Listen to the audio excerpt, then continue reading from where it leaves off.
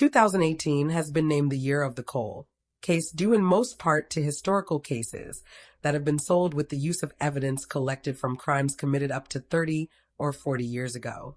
This stored evidence has now provided DNA, something that was unknown to forensic science all those years ago.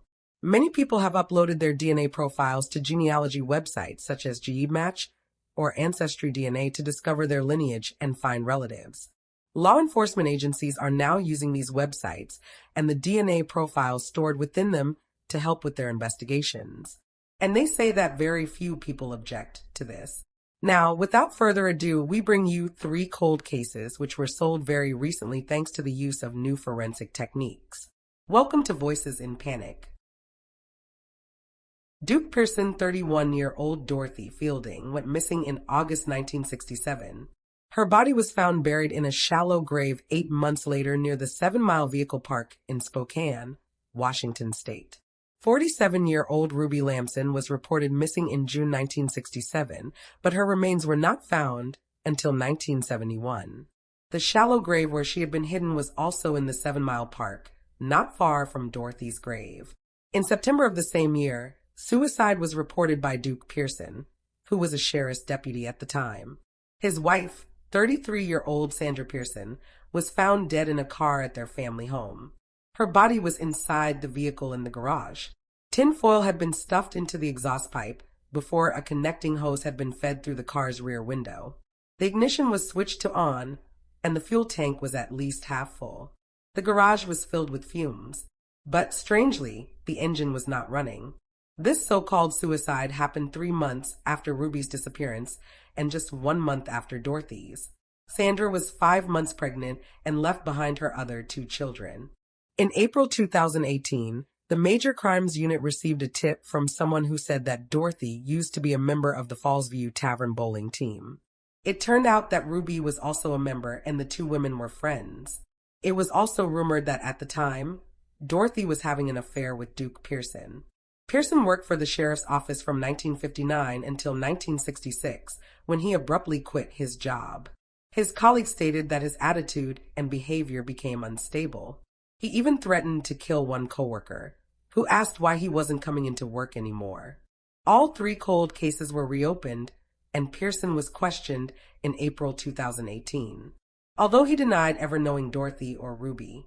Following further investigation, detectives were finally able to get an arrest warrant 51 years after the crimes had been committed. They made a move to arrest Pearson on the January 25, 2019, only to find that the 85-year-old had died 3 days earlier.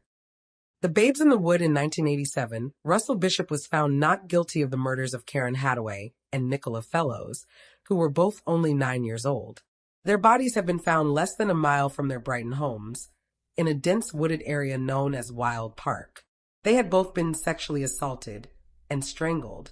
Bishop volunteered himself in the search for the missing schoolgirls and was one of the first people to arrive on the scene. Bishop's then partner and mother of his children said that a sweatshirt found at the murder scene was his, but the trial fell apart when she later retracted this claim. Bishop continued to protest his innocence and pleaded with the police to find the real perpetrator so that he could clear his name.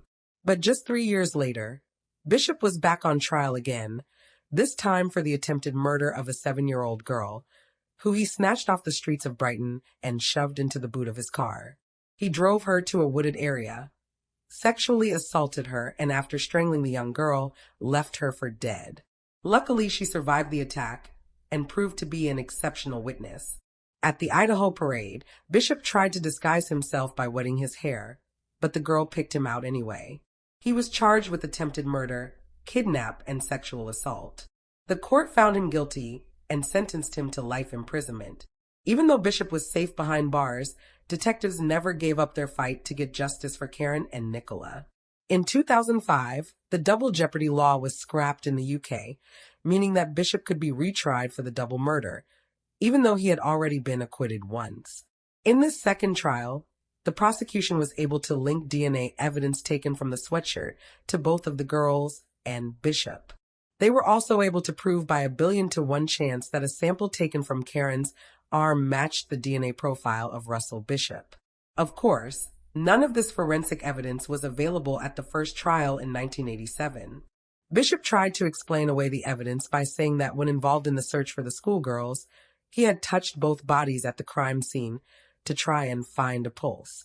However, two witnesses who were teenagers at the time testified that Bishop didn't go anywhere near the bodies during the search. In December 2018, Bishop was sentenced to life again at the Old Bailey in London with a minimum term of 36 years. He will be 82 before he can be considered for release. It had taken 32 years, but new forensic evidence had finally won justice for the families of the babes in the wood. Linda O'Keefe. The photograph of 11-year-old Linda O'Keefe had been hanging on the wall of the Newport Beach Police Department for 45 years. It was kept there as a reminder for officers never to forget her unsolved murder. Linda went missing on July 6, 1973, whilst walking home from summer school in Southern California. She was seen talking to a stranger in a turquoise van before she vanished. Her body was found dumped in a ditch the following day. She had been sexually assaulted and strangled. In the summer of 2018, police began publishing a series of tweets on Twitter that were written as though they had been posted by Linda herself. The tweets told the story of her murder and asked for help to find her killer. Police used evidence collected at the crime scene to produce a DNA profile that could predict the killer's skin, hair, and eye color. Then they made a sketch of what he might have looked like if he was aged 25 in 1972, and what he might look like now. After these sketches were released on Twitter, the authorities said they received a significant lead.